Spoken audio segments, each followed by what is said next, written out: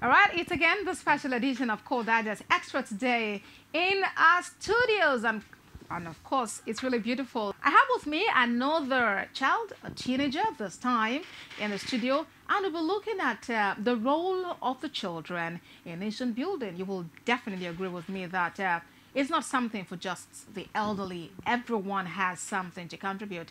And so we're hearing from these young ones what they think they're required to do in order to make a difference. With me in the studio at this time, a female like me, I have Deborah Michael. She is a Nigerian child, a Nigerian teenager. Students, Deborah, it's a pleasure to have you here. So how are you today? Okay. Are you very fine? Yes. All right, so we're talking about the role of children in nation building. When we talk about nation building, what comes to your mind? Nation building can be defined as the process of promoting peaceful coexistence among the people with diverse socio-cultural backgrounds.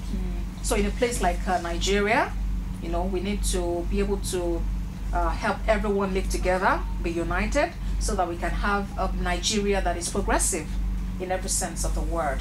Okay. And whose role do you think it is to build the nation? Do you think there are specific people who should build the nation? Yes. Okay, which people, for instance? The children. The children, they have a great role to play. All right, so let's see, what are the roles that children are expected to play? Children like me, that we're expected to play in order to make the nation move forward.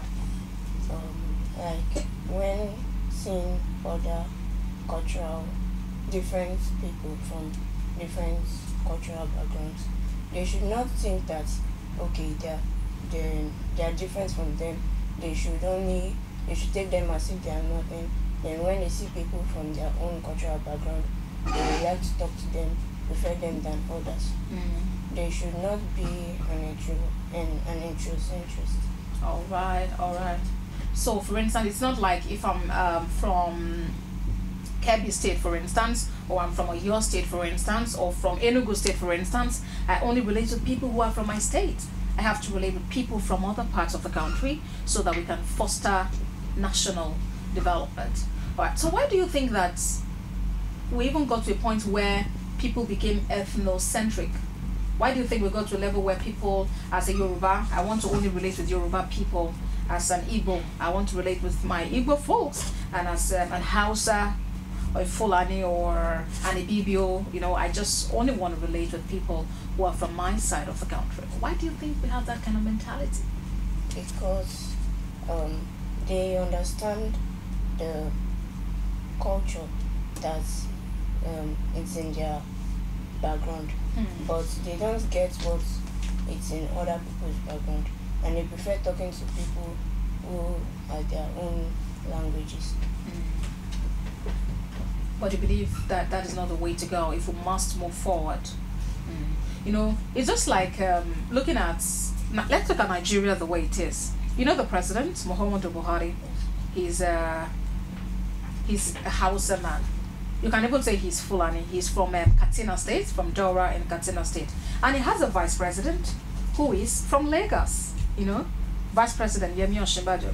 And together they are able to work together. They're able to work as a team and move the country forward. So it actually means that everyone has a level of deposits that can, bring solutions. But that can only happen if we look beyond our differences, whether they are cultural differences or religious differences or sexual differences. Because there are some people who want to, okay, I only want men. I want men on my team, only men. And there are some women who will tell you, oh, I only want only women on my team. So either way, it's not good. It's for everyone to be able to live together. So you've spoken about what children are supposed to do. You've said that children have a great role to play in nation building and national development. Let's look at those specific roles that children like you, like me, like others out there can play to move the country forward. Do you have any of them? Yes. Yes, please. Let's have them. Like I mentioned, not being an ethnocentrist. Okay, so not being ethnocentric. Okay. And being fair to other people.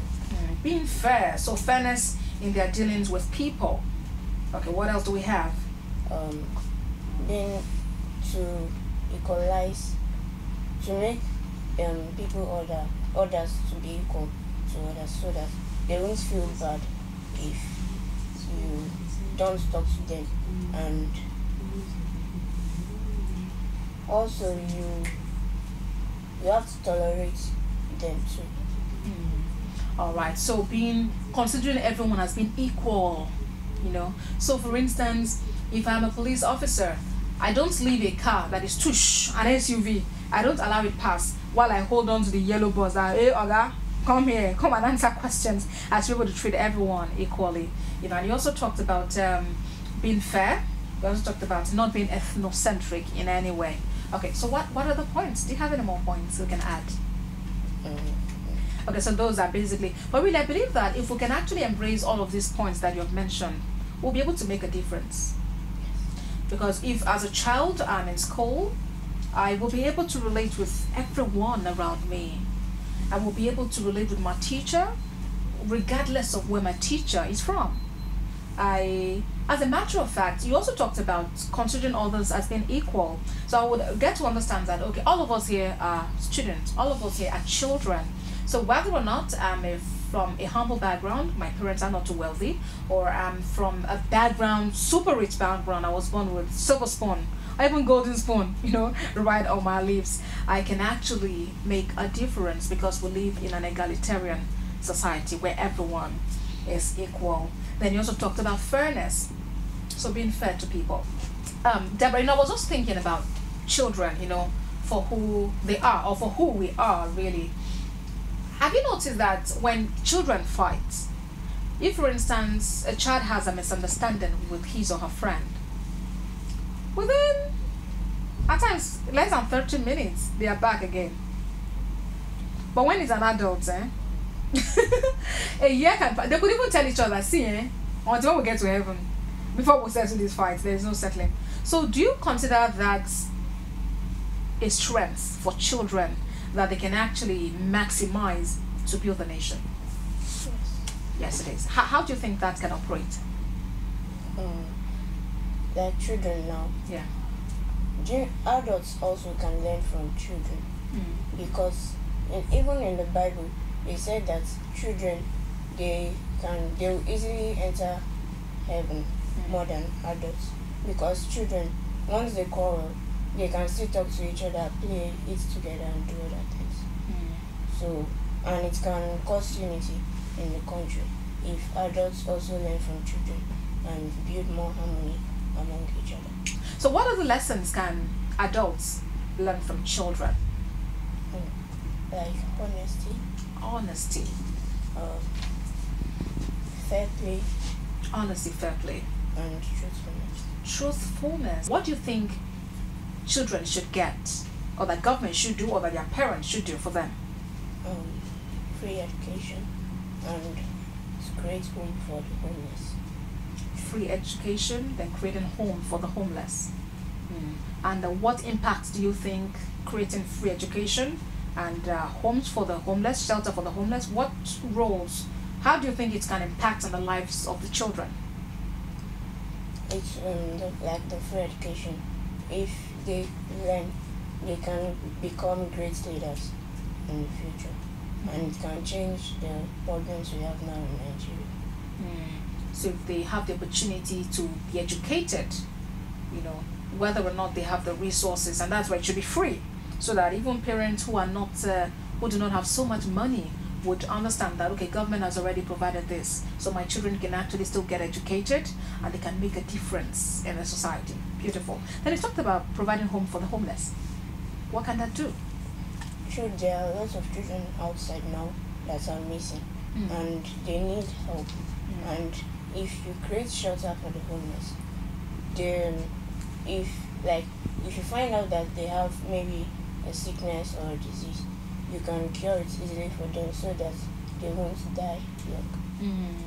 I love that. We can actually take care of the children when we have a shelter for them. It's not like having children under the bridge sleeping because they do not have what to do, or have children on the roads. You have an articulated vehicle coming, you have an SUV coming, you have a yellow bus coming, and the child is right at the middle trying to sell maybe oranges or snacks or whatever in traffic because he or she's trying to make a little more money, either for himself or herself or for the parents. So indeed, really, if we can make this available to children, then the future should be better. And we must actually pay particular attention to this because reports has it that there are about 11 million children who are out of school in Nigeria. 11 million. So imagine what could happen if those 11 children are not trained, are not educated. If we just leave them like that. On the streets, under the bridges, in the ghettos, Now compare that to imagining if those children have free education, they have a place to dwell, they have food to eat. How beautiful do you think the future would be? It will be very good, and it will, they will help, for example, Nigeria. They will rise Nigeria up and change all the problems that are in Nigeria. So they can actually change the problems we have in Nigeria if they have the opportunity to learn and they have a beautiful future provided for them. So let's do a greeting for children out there as we celebrate Children's Day 2018. So do you have any special wishes for anybody? Father, mother, friends, siblings, children. And just speak louder, be confident. Let them know that, children, we can do this together. Okay, so something like that. I want to look at them, tell them. I want to say that they should help that happy Children's Day to them and I wish them more happiness, and they should continue with they should just be happy. And I want to greet my friends and students in Red Grace College with my parents and my family members.